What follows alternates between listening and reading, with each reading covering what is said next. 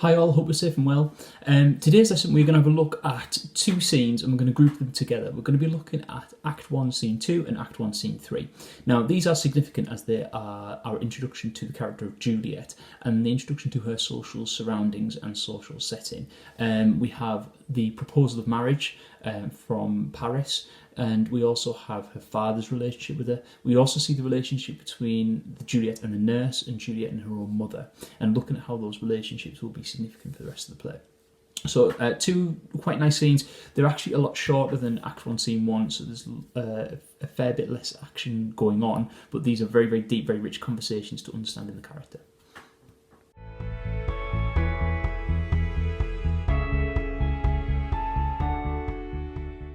Okay, so where to begin? What we could be looking at potentially is the use of context here.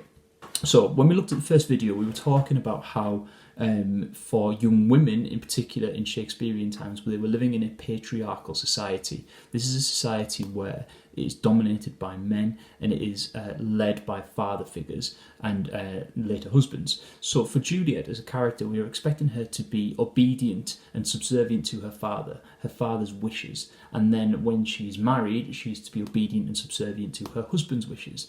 Therefore, these scenes are crucial in setting up Juliet's character. We have her father arranging this good social match for her. Paris is someone of good social standing, so usually Juliet would be absolutely thrilled with this. And the fact in the second scene where she's talked about and she will consider this tells us that she does listen to her father, but she does have this rebellious streak. She does have this more independent side to her personality.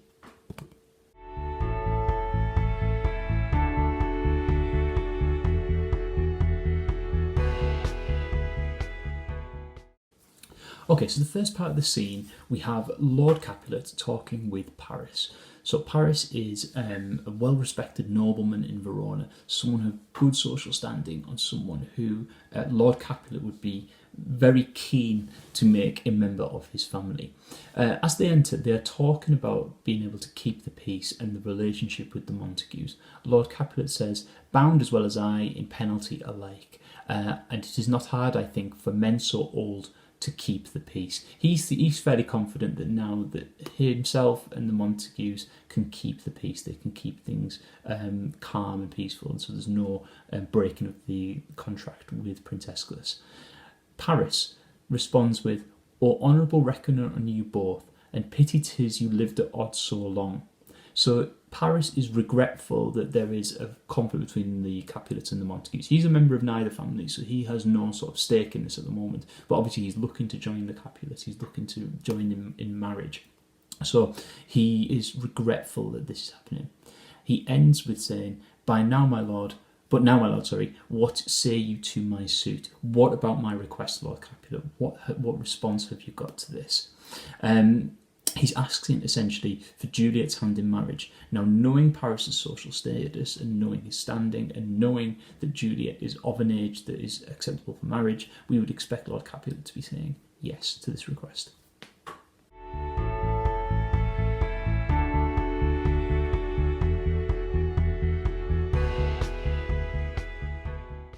Okay, rather than usually, what Lord Capulet actually does is he's a little more reluctant to just simply agree to Paris's proposal. He doesn't say yes straight away. He says, "My child is yet a stranger in the world," which means that she's still very, very young. She's still yet to experience all of that life has to offer.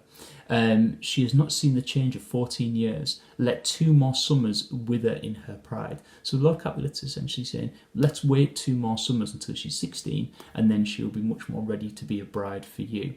And he actually uses the word, think her ripe to be a bride, as if she's like a piece of fruit, getting ready and primed to be a wife. Paris retorts with, "Younger than she are happy mothers made," so that in Paris's eyes, Juliet is ready to be married. He's ready to be to become his bride. But Capulet also retorts with, "And too soon marred are those so easily made. Earth has swallowed all my hopes, but she the hopeful lady of my earth." So he is very protective of Juliet. He wants Juliet to remain safe and in his care, but he does actually allow Paris to try and make an impression on Juliet. He says, "Woo her, gentle Paris, get her heart. My will to her consent is but a part." So it's not just Lord Capulet deciding Juliet's fate. He's going to allow Paris to speak to her and allow Juliet to make some sort of decisions for these herself. And he says that this is going to happen at a party that he's going to hold, and hopefully there Paris will be able to seduce Juliet and be able to propose marriage to her and have Juliet happy with this situation.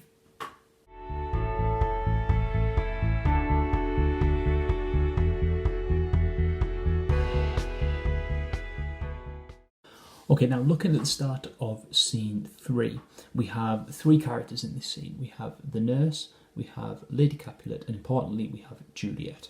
Now, what this scene is meant to establish is Juliet's feelings about the marriage to Paris, her relationship with her parents, and importantly, her relationship with the nurse. So the scene starts with with Lady Capulet asking to speak to Juliet.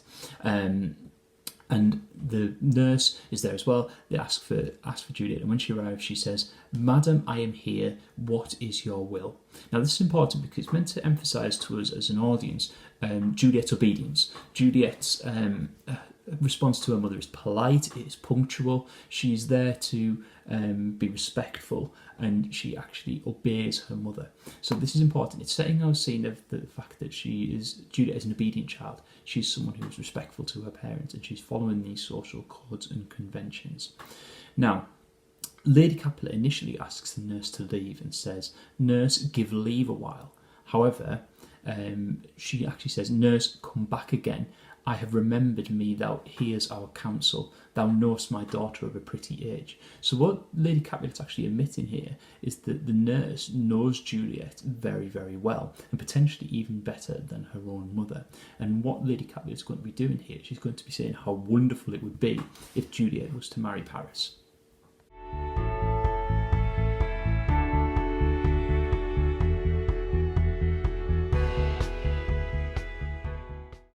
Okay, now the way that the nurse and Lady Capulet approach this is very, very different. The nurse tries to use very romantic language about marriage and about wedding Paris, but the Lady Capulet is much more practical. She's much more sort of politically and socially oriented about how it would be a good match for Juliet rather than it being a romantic match.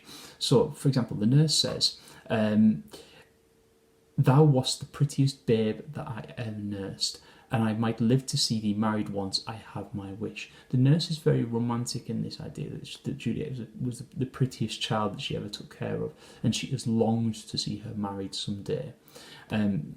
Lady Capulet, however, goes with a much more practical response and says, "Tell me, daughter Juliet, how stands your disposition to be married?" Essentially, how do you feel about being married? It's very sharp and very curt in comparison to the way that the nurse speaks to her.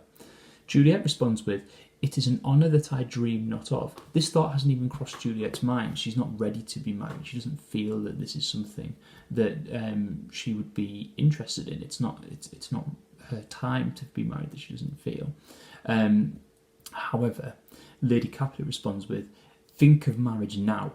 It's almost an imperative command. You must be thinking about this. Younger than you, here in Verona, ladies of esteem are already made mothers. So Lady Capulet is echoing what Paris is saying to Lord Capulet, that Juliet is 14 years old, she's ready to be a bride, and she's ready to be a mother. And she ends this short speech with, "The valiant Paris seeks you for his love." Okay, so when we see the nurse and Lady Capulet moving on to describe Paris to Juliet, they again approach this in very different ways. The nurse describes Paris as such a man as all the world. Why, he's a man of wax. Now, it's meant to mean that he is like a statue. He is sculpted. He is an amazing creation. Lady Capulet describes Verona's summer hath not such a flower.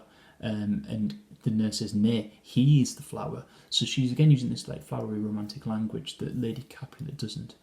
Lady Capulet then very much gets back to these imperatives, these very close questioning of Juliet, where she says, "What say you? Can you love the gentleman?" Of course, Juliet's not going to know this. She's never even met the man. And Lady Capulet responds with, "This night you shall behold him at our feast. Read over young Paris's face." So to look at him very, very closely. Here we see Lady Capulet's more deep intentions with the social standing of Paris. Says, the gold clasps lock in a golden story. You shall share all that he doth possess, so you will share in all his possessions, by having him making yourself no less. So she's focusing on Paris's material goods, his social status, where the nurse is more looking towards the growth of a partnership, and she says, no less, nay bigger, women grow by men. And the idea of childhood and the childbearing and the idea of growing as a family, whereas Lady Capulet is more suited to the social status of Paris.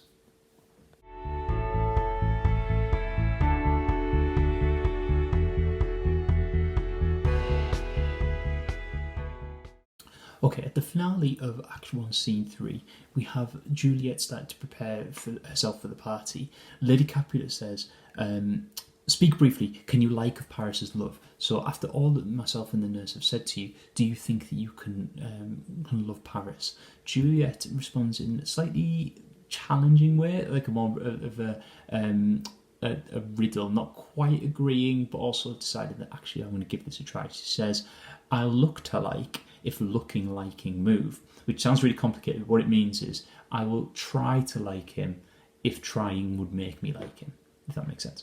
So she's not saying no, but she's saying I will speak to Paris and I will see what he is like at this party this evening. Now the nurse is much more pleasant with Juliet. After Lady Capulet starts to leave, the nurse says, go girl and seek happy nights to happy days. The nurse is much more concerned about Juliet and her happiness, whereas her mother is much more concerned about making this social match and making this match with Paris at the party that very evening.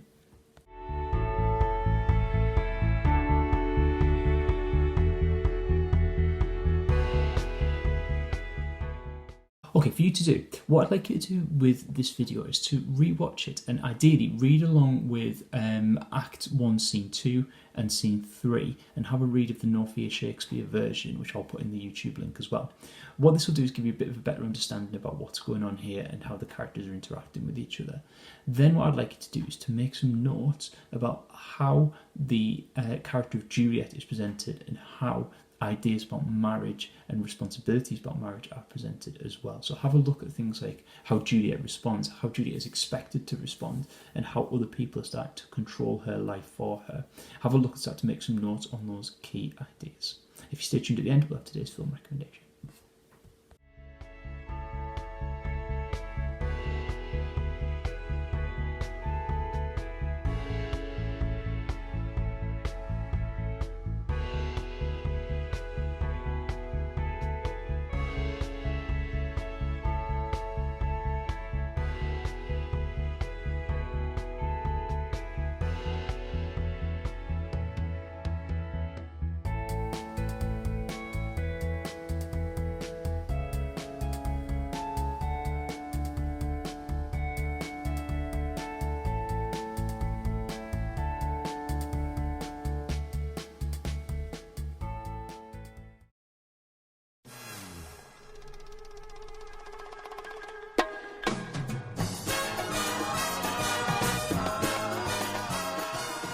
Okay, for today's film recommendation, I'm going for a sci-fi epic that really managed to change and shift the genre, and that's The Matrix. It's an incredible film with some amazing action sequences, a story that first time you watch it blows your mind, and then second time you watch it starts to link in ideas of philosophy and science and future dystopian technology. It's absolutely amazing. Definitely go and check it out. Next video, we're going to be having a look at Romeo's preparations for the party and how he's planning to sneak into the Capulet's party, and ultimately moving on to look at his first meeting with Juliet. Until then, stay safe.